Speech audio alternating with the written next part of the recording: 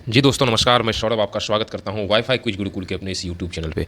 इस अंक में जो है ना 27 दिसंबर का करंट अफेयर्स हम नहीं कराए थे, तो 27 दिसंबर में 5-7 पॉइंट्स करंट अफेयर्स के बने थे और आज 28 संडे है, तो इसलिए मैं वीकली करंट अफेयर सेशन 22 से लेकर के 28 दिसंबर के करंट अफेयर्स 50 एमसीक्यू प्रश्न को लाए हैं, जिसमें कि काफ़ी ज़्यादा जो इंपॉर्टेंट थे उन सबों को शामिल कर लिया गया और 27 दिसंबर के करंट अफेयर्स को भी इसमें शामिल कर लिया गया है। एक यह रिवीजन बेस पर जी के जीएस है। अगर आप इसे तैयार कर लेते हैं निश्चित रूप से एग्जाम में आप काफ़ी अच्छी स्थिति में रहिएगा और आपको अधिकतर प्रश्न जो है ना यहीं से देखने के लिए भी मिलेंगे। चलिए शुरू करते हैं। राष्ट्रपति द्रौपदी मुर्मू ने भारतीय संविधान की संथाली भाषा में नई प्रति कब जारी किया?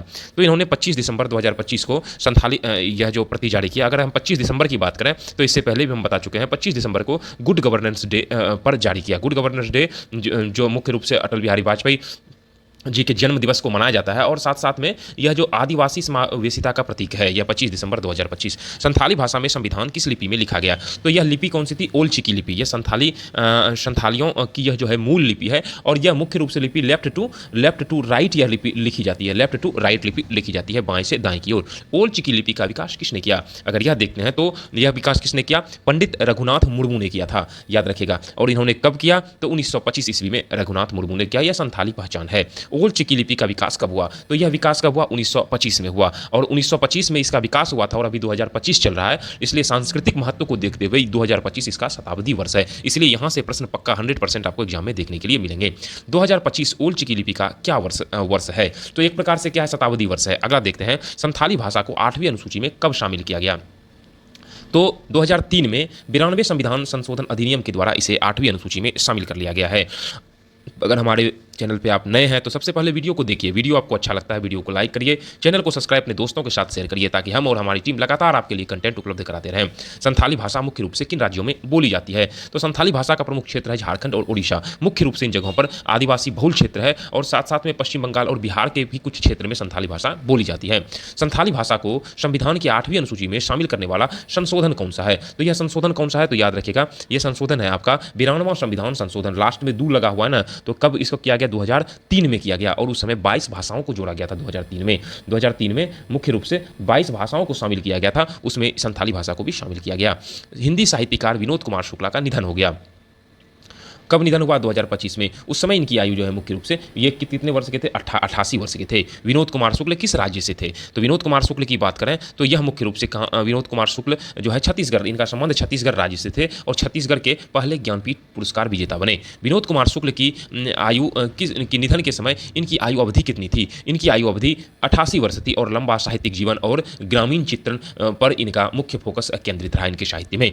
विनोद कुमार शुक्ल को 2024 के लिए कौन सा पुरस्कार 2025 में दिया गया? इनको ज्ञानपीठ पुरस्कार 2025 में दिया गया और केवल 59वां ज्ञानपीठ पुरस्कार हिंदी साहित्य के योगदान में। विनोद कुमार शुक्ल छत्तीसगढ़ से ज्ञानपीठ पुरस्कार जीतने वाले पहले व्यक्ति हैं। यह कथन सही है कि गलत है? यह कथन बिल्कुल सही है। अगला प्रश्न देखते हैं, विनोद कुमार शुक्ल को पीईएन पुरस्कार कब दिया गया?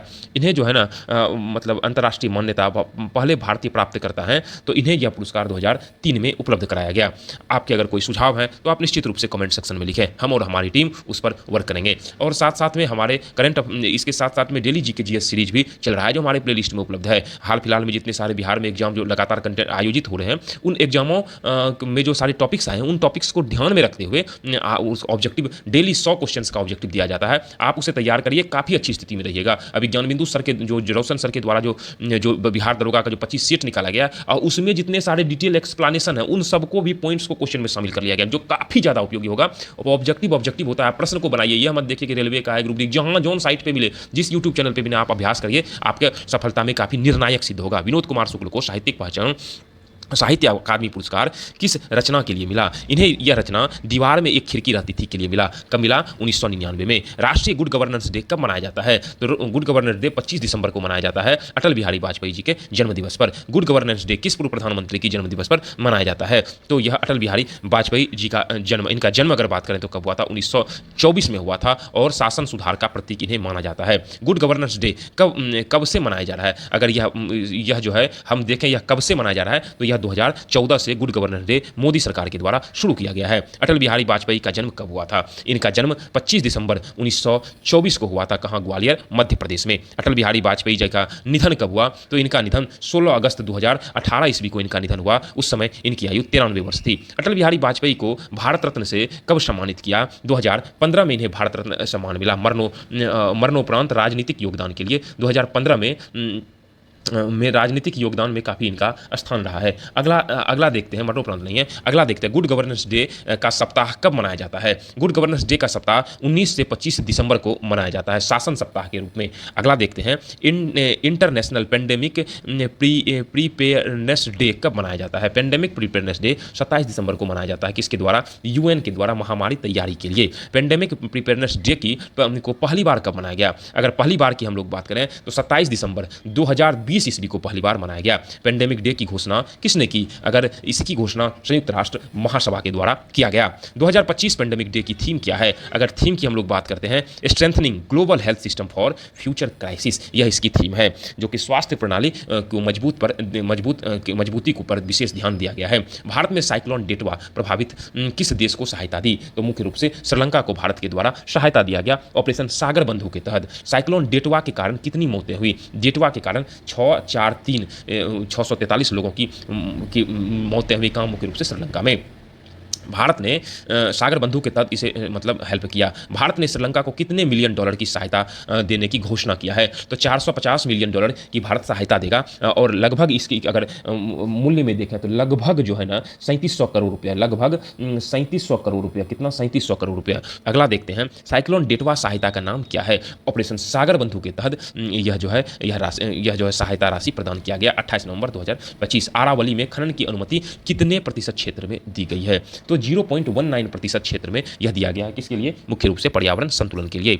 अरावली का कुल क्षेत्रफल कितना है? अगर कुल क्षेत्रफल की हम बात करते हैं तो 1.4 लाख वर्ग किलोमीटर है और मुख्य रूप से अरावली रेंज राजस्थान, हरियाणा और गुजरात में है। अरावली खनन की अनुमति कितना क्षेत्र है? तो यह पूरा क्षेत्र कितना है? 1.47 लाख वर्ग किलोमीटर और खनन की अनुमति कितना है? 217 वर्ग किलोमीटर है। अगला प्रश्न देखते हैं, सुप्रीम कोर्ट के दिशा निर्देश पर अरावली खनन घोषणा किस मंत्री के द्वारा किया गया? यह घोषणा भूपेंद्र यादव के द्वारा किया गया, जो कि पर्यावरण मंत्री हैं। हाईमैन द्वीप किस देश का हिस्सा है? हाईमैन द्वीप हाल ही में चर्चा में रहा। यह किसका हिस्सा है? चीन का हिस्सा है, दक्षिण चीन सागर में है। कोप 11 एंटी करप्शन कॉन्फ्रेंस कहाँ आयोजित किया गया? कोप 11 की हम अगर बात करें तो कहाँ आयोजित किया गया? दोहा, कतर में। कब? 15 से 19 दिसंबर 2025 को इसका आयोजन किया गया। अगला प्रश्न देखते हैं, कोप 11 की थीम क्या है? इसकी थीम शेपिंग टुमारोज इंटीग्रिटी है। Option number B right answer होगा, जो कि भ्रष्टाचार विरोधी से संबंधित है। यूएन कन्वेंशन अगेंस्ट करप्शन कब लागू हुआ? यूएन कन्वेंशन अगेंस्ट करप्शन की बात करें तो इसे 2005 में लागू किया, 2003 में हस्ताक्षर किया गया और 2005 में लागू किया गया। भारत का पहला मेगावाट हाइड्रोकिनेटिक प्रोजेक्ट कहाँ है? तो यह जो है जो किनेटिक प्रोजेक्ट कहाँ पे है? यह जो है मुख्य रूप से पंजाब में है और पंजाब में नांगल कैनाल पे है। कहाँ पे? भाखड़ा नांगल है ना, उसमें नांगल कैनाल पे है। नांगल कैनाल प्रोजेक्ट की क्षमता कितनी है? तो इसकी क्षमता है 1 मेगावाट, जो कि स्वच्छ ऊर्जा से संबंधित है। Madhya Pradesh rolling budget system में कितने वर्षीय फ्रेमवर्क है? इसमें जो है ना कितना वर्षीय है? 3 वर्षीय फ्रेमवर्क को शामिल किया गया और एक प्रकार की दीर्घकालिक योजना है। रोलिंग बजट की घोषणा किसने की? मध्य प्रदेश में रोलिंग बजट किया गया। रोलिंग बजट की घोषणा किसने किया था? जो जगदीश देवड़ा जो कौन है? वित्त मंत्री हैं। धनु यात्रा उत्सव कहाँ मनाया जाता है? यह मुख्यतः बरगढ़ ओडिशा के क्षेत्र में धनु यात्रा महोत्सव मनाया जाता है और जो कि एक प्रकार का ओपन एयर थिएटर कहा गया। धनु यात्रा कितने दिनों तक चला? धनु यात्रा 11 दिनों तक चला। धनु यात्रा 2014 में क्या घोषित हुआ था? इसे क्या घोषित किया? इसे राष्ट्रीय स्तर का उत्सव घोषित किया धनु यात्रा को, जो कि सांस्कृतिक महत्व को दिखाता है। सुवनगिरी लोअर प्रोजेक्ट की क्षमता कितनी है? सुवनगिरी लोअर प्रोजेक्ट की क्षमता 2000 मेगावाट है। कितना है? 2000 मेगावाट, लगभग 8 यूनिट है। अगला, सुवनगिरी प्रोजेक्ट किस राज्य में है? सुवनगिरी प्रोजेक्ट की बात करें तो नेशनल हाइड्रो पावर प्रोजेक्ट है एक प्रकार से, और यह जो है अरुणाचल प्रदेश में है। अगला प्रश्न देखते हैं, काशीवाजाकी कारीवा प्लांट किस देश में है? यह जो है ना प्लांट किस देश का है? तो जापान का प्लांट है, याद रखिएगा, और विश्व का सबसे बड़ा प्लांट है। कौन सा? काशीवाजाकी कारीवा कारीवा प्लांट कहाँ है? जापान में। विश्व का सबसे बड़ा प्लांट है